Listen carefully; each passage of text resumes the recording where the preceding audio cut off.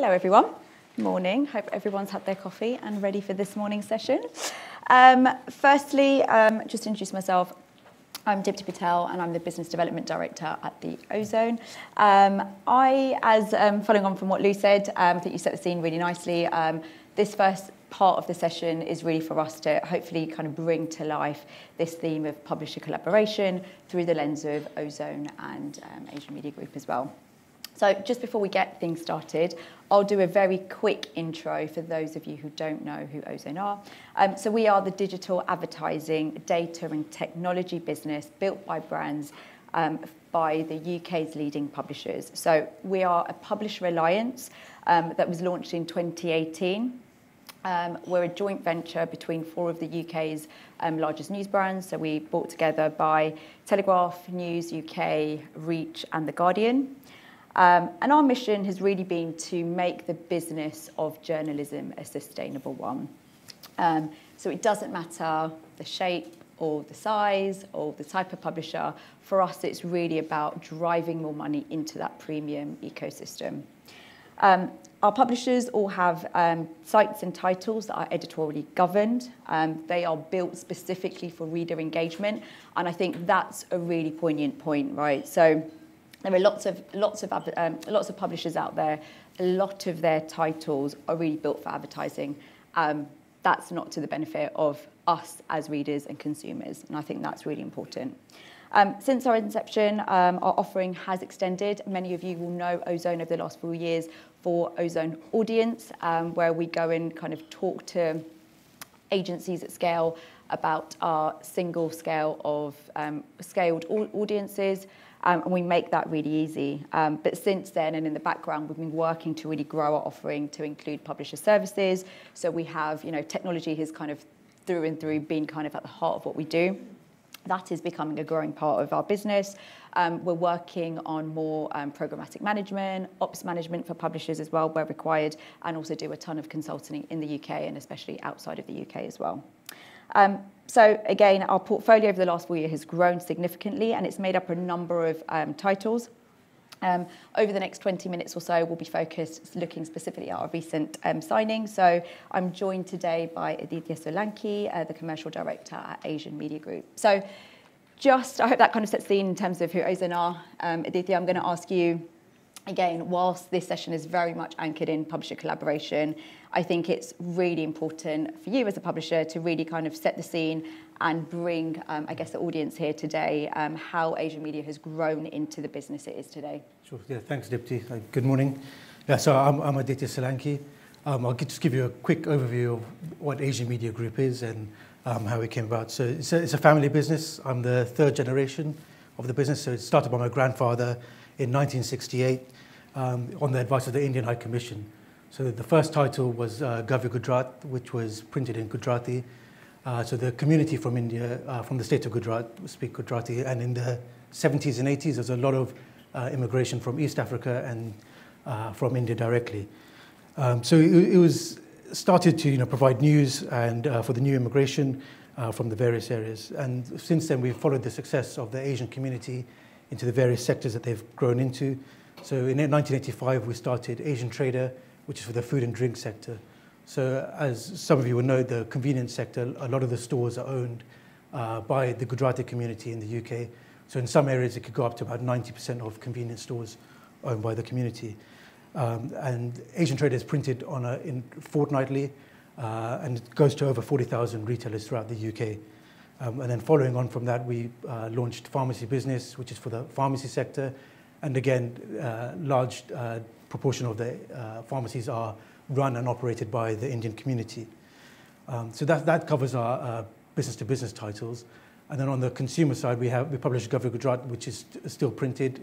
It's in 2 editions, one for the UK market and a separate edition for the US and North America market. And then onto our English titles. So we've got Eastern Eye, which is printed again weekly. That's for the British Asian community based in the UK. So we cover news, what they have done locally in the UK, and also cover news from India. So that covers our print titles, but we do a lot more digitally. So online, Eastern Eye Again, we cover a lot of news in terms of news, business, entertainment, but then we have specific titles for different regions. So we publish India Weekly, which covers a lot of news from India, Bangladesh Weekly, Pakistan Weekly, Sri Lanka Weekly. So our main focus and what the ethos of the business always has been, is authentic journalism for the community, to give the community a voice which it wouldn't otherwise have had. And moving on from there, we started celebrating success of the community through a lot of awards. So we host the Digital Leadership and Diversity Awards, which celebrates successes from the community in various sectors, whether it be in finance or food and drink. So, one of our key points is, helping organizations better understand diversity and the issues, and help them engage with the ethnic audiences. So we work quite closely with the Daily Mail, and they've been involved for probably 15 to 20 years in terms of helping recruit from the ethnic community. And recently we started working quite closely with Hearst Publications in terms of content collaboration. Nice. So a lot going on. Yeah, a lot going on. And I think, again, it's a legacy brand, right?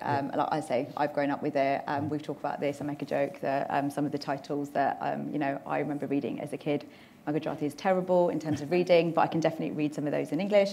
So it's great. And I think that is, again, that for me, that resonates, because I think it's really important, the titles that you write and create, I'll say this I'll say kind of speaking on behalf of my mum, but, she came to India 50 years ago.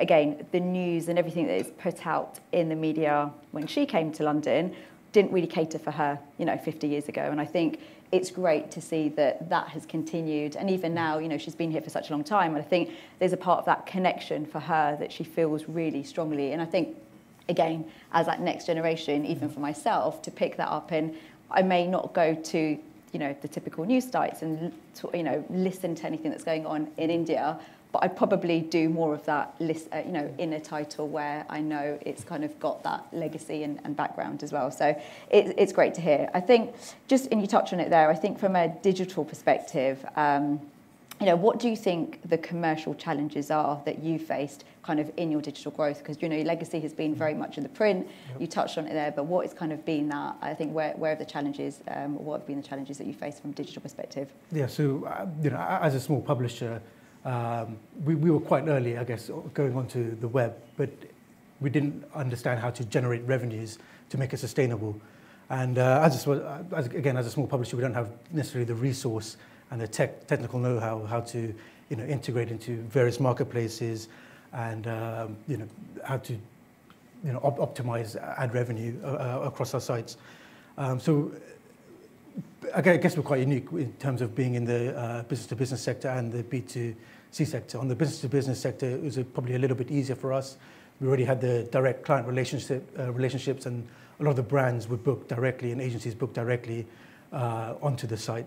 On the consumer side, it's a vast array of marketplaces, vast array of companies to work with, and as small publishers, again, we probably don't see the right share of revenue coming towards us to support the journalism that we heavily invest in, and then that's where it's actually helped working with Ozone. Yeah, nice.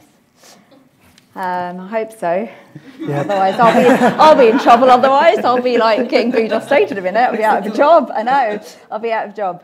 And I guess from our perspective, I think through the lens of Ozone as well, right? So that challenge I think is very pertinent, not just for you as a publisher, right? I think this is where I think Ozone has its viewpoint around the same challenges, right? So like I said, we are a joint venture between 4 publishers. We have a group of about 15 publishers that we work with over the last 4 years. And I think it is those shared challenges that have actually brought Ozone together, right? So when we were launched 4 years ago, it was clear that there was a need for a more fairer, more transparent, programmatic ecosystem.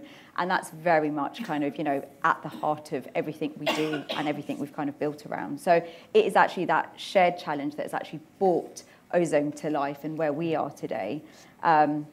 And I think, that struggle, I think, to your point, Aditya, publishers, it's a hard market to navigate if you don't know, and not every publisher, like I said, we've got really sophisticated publishers on one end, and we've got smaller, not necessarily less sophisticated, but just it's a complex market to navigate, right? Yep. Programmatic and digital is big, and I think sometimes as smaller publishers, it's really hard to kind of navigate that. And I think, open marketplace is one kind of thread of programmatic, right? It's a big part of publisher revenues. The reality is open marketplace from a publisher perspective, it almost creates a distinction between, or kind of a clear separation between that value exchange as a publisher between your inventory and data. Often it is sold in the market for cheap. Often it isn't going to many of the publishers sitting in this room, it's going to mrsmith.co.uk, and what have they done? Probably nothing, and it's a site that's either run by bots or it's farming premium publisher data.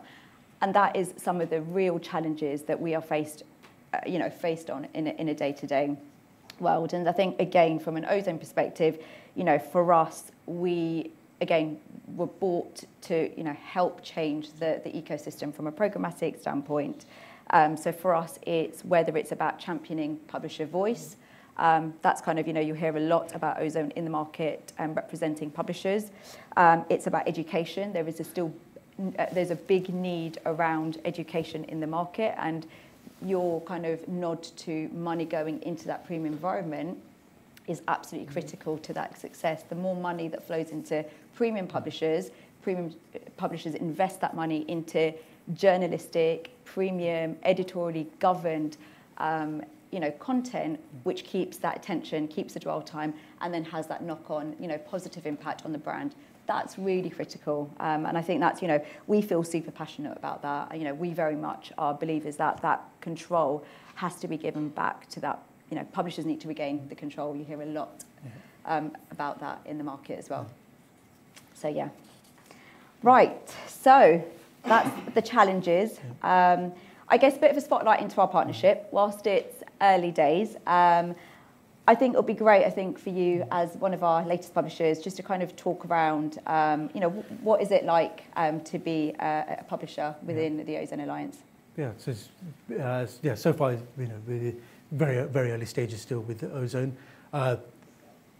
Unlike, other partners we've worked with, they're looking at the technical side of the websites, almost building it from the ground up in terms of how to optimize the spacing, all the tech side, almost hand-holding with our developers, getting it all right. And like I mentioned before, smaller publishers, we don't have the technical know-how, don't have the resources to be able to do that ourselves.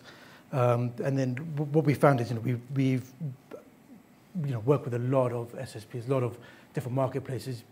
Everybody wants to, put advertising in, but they don't, when issues arise, they don't actually want to help or don't offer that little simple bits of advice, which we're starting to get now. And from a management point of view, what it's allowed us to do is probably take a step back in terms of us selling advertising for our websites and focus that resource purely on content. So it allows us to reinvest in more journalists, getting the right kind of content for our readers.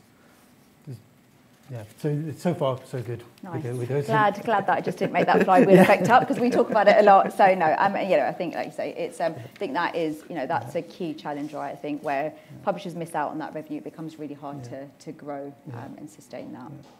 So I wanted to ask you, Dipti, how has our partnership differed from other publishers in your portfolio? I guess the first is just around, how we were kind of brought to the introduction, right? So we were actually introduced through Dentsu.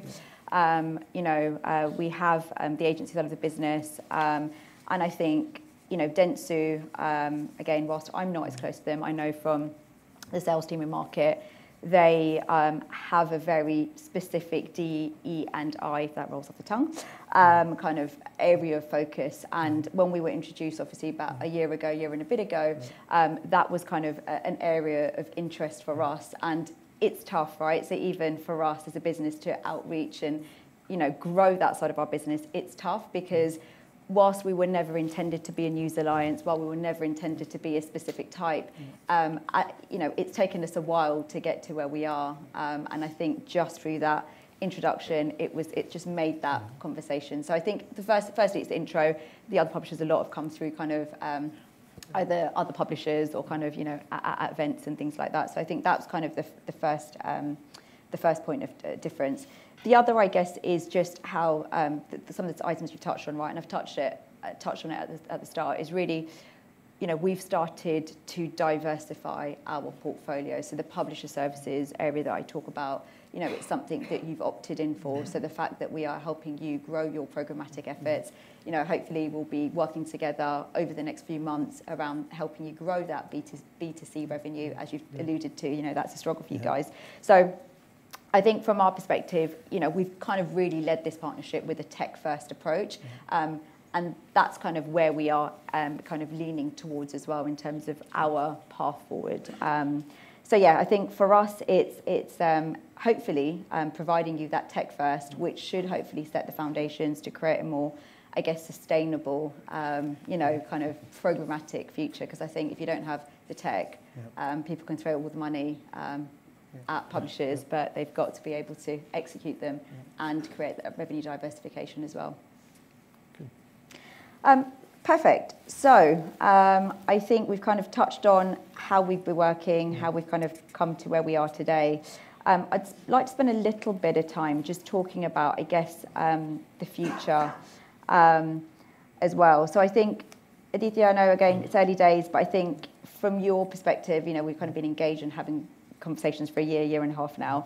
I guess, what would your advice be to anyone considering entering kind of an alliance from your perspective, from all the learnings you've got? Yeah, so it's probably just to understand as a publisher, your long-term objectives, what they are for the website. So just probably to give you a simple example, previously, we understood, the more ad spaces you have, the more revenue you're going to get. That's kind of the simple logic most publishers would do.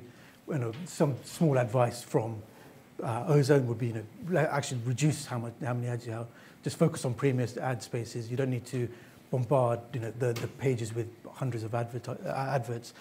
So it's understanding that, and also understanding you have to have your content is you should sell your content at a premium.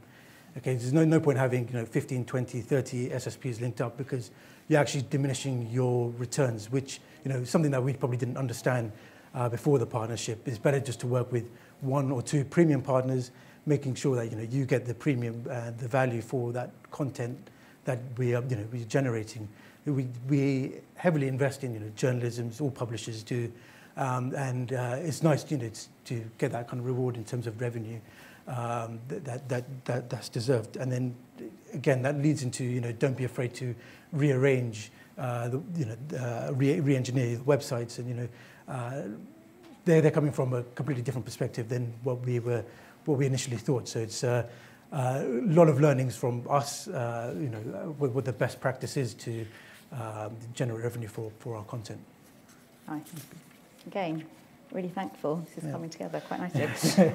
So we wanted to ask, what's next for Ozone, and how big can the alliance grow? So I think, like I've talked about, our mission hasn't changed. We're here to kind of support publishers. We want to kind of keep that business of journalism sustainable. For us, we want to kind of make sure that we're creating a safe haven for publishers. Our aim is really for publishers to maximise the returns from their inventory, from their data, an ecosystem that actually values premium publishing. And I think, we've talked about that flywheel effect, we've talked about it. I think that's super important. I think without that, I'm not sure publishers really would be able to continue or grow in the way that they desire, really. And then I guess, I think everyone in the room here will know Ozone, 4 years old as an alliance, and with a UK footprint.